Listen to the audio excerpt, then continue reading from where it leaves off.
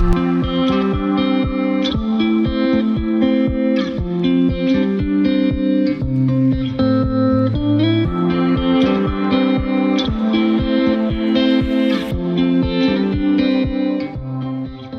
name's Andrew, and thank you very much, Dr. Cranshaw, for inviting me to speak tonight. And I'll be, Professor Lewis has talked about risk factors and things to look out for in mouth cancer. So we're going to briefly look at the mouth cancer examination and also adjunctive techniques for mouth cancer screening.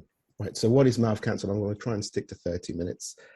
We know that mouth cancer is a serious and debilitating disease that can devastate and prematurely ends life. Now, the next slide, Professor Lewis did talk about the incidence and the importance of detection, but the next slide gives you a few more figures. And really, these figures show us that early detection of mouth cancer is crucial, because early detection of mouth cancer results in 90% survival rate compared to 50% in late detection. But unfortunately, half of all cancers are diagnosed in advanced stages 3 to 4. And by these late stages, the treatment required is systemic disease processes rather than localized conditions as a result of lymphatic spread. And as dental professionals, we are in a unique position to help in mouth cancer diagnosis and discovery, and also educate the public about mouth cancer. Are we doing this? A prime way that we can help our patients is the mouth cancer examination. This is also called a mouth, head and neck cancer screening, a systematic mouth, head and screening examination. They all mean the same thing. And the Mouth Cancer Foundation, which I'm an ambassador for, it recommends that dental professionals carry out a mouth, head, and neck screening on every patient above the age of 16, at least once a year, because systematic and regular screenings saves lives. So what is involved in a mouth cancer examination? It's divided into two components: the extraoral examination and the intraoral examination. Dr. Gilevetti and myself has written quite a comprehensive article on how you can perform a comprehensive mouth cancer examination. It is available online. And if you would like my slides, please contact me, because there will be a few references. And because of time, we will be moving quite quickly. So that's just one paper. I'm sure Professor Lewis has written several papers on how to perform a comprehensive mouth cancer examination. The main thing is we need to do it. And the next slide has been produced by the Mouth Cancer Foundation. We're not going to play it because of time, but the Oral Health Foundation and the Mouth Cancer Foundation have produced videos showing you from A to Z how to do a mouth, head, neck examination taking place in real time. And I'd encourage you to look at these videos, because it just shows you how it can be done. And you have to be very systematic, and you have to document things. So you can see that in place. Why are we talking about COVID-19 tonight? Well, unfortunately, COVID-19 has had a severe impact on everyone's lives, and our profession has not been immune from the effects. We're talking about it a little bit before we started tonight's session. And COVID-19 has really had a profound effect.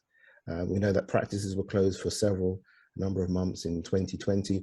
I know most of you here most of the individuals on Pandora are private practitioners.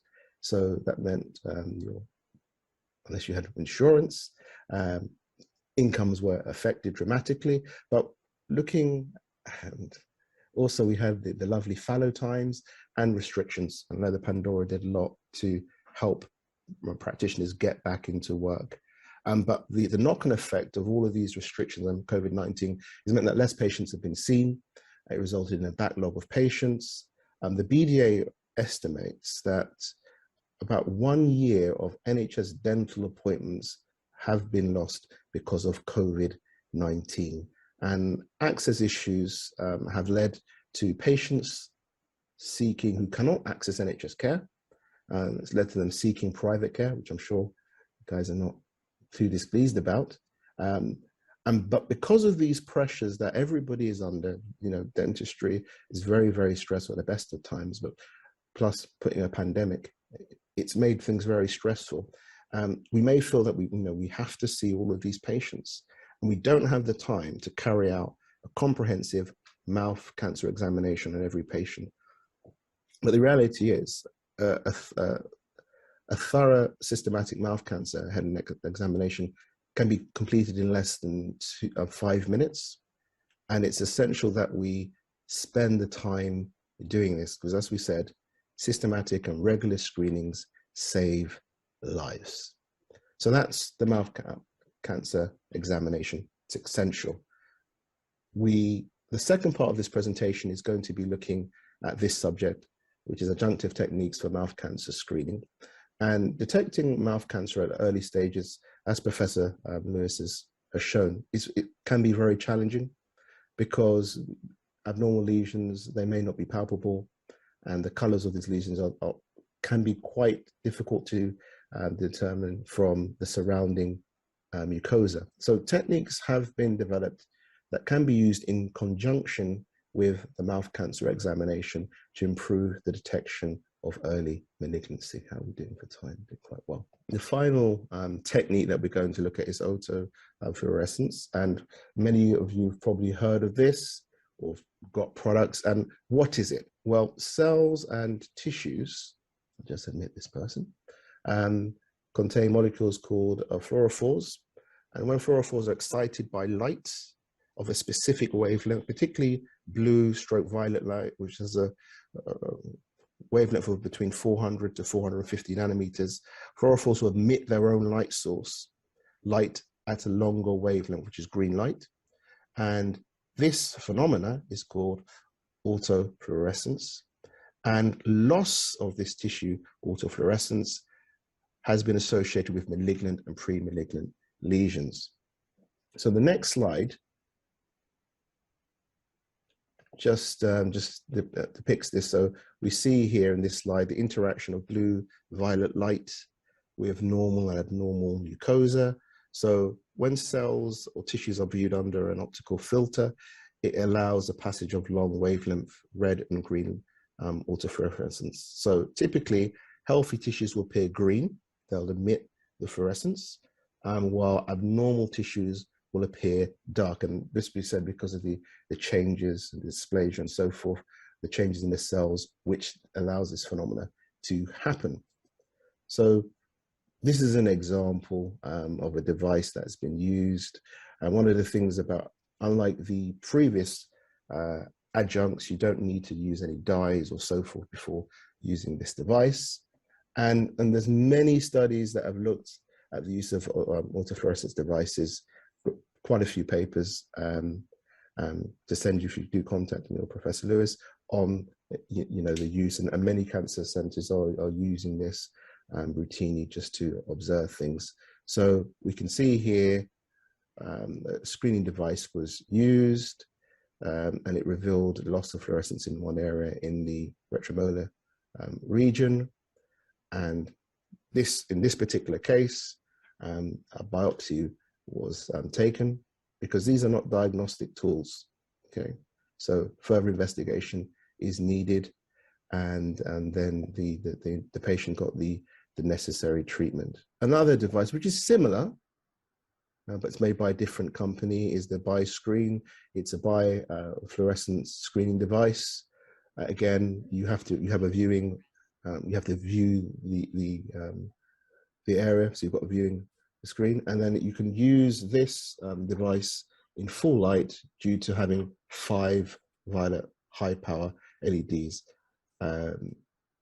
which is beneficial. It again also has adapters that are available, so you can use an SLR camera for your SLR cameras, or you can use a phone adapter, so you can again document it. But this is crucial that we understand this, that adjunctive techniques have been developed to assist healthcare professionals to to detect oral mucosal abnormalities. These tools do not replace or diminish the mouth cancer clinical examination. They do not do that, but they should be used, if we are going to use them, to complement and strengthen existing clinical protocols. We need to have clinical protocols. We need to document things, especially the powers that be. We need to document things because it's such a debilitating condition. And they were not designed for diagnosis, these techniques. And as we've said, with any new tool or technology, there is a learning curve. And we need, as professionals, to properly use them. We need to invest the time and to learn how to use these tools or gadgets effectively. So, early detection and diagnosis of mouth cancer dramatically improves survival rates, and it also makes the treatment and rehabilitation easier. Systematic and regular screenings saves lives.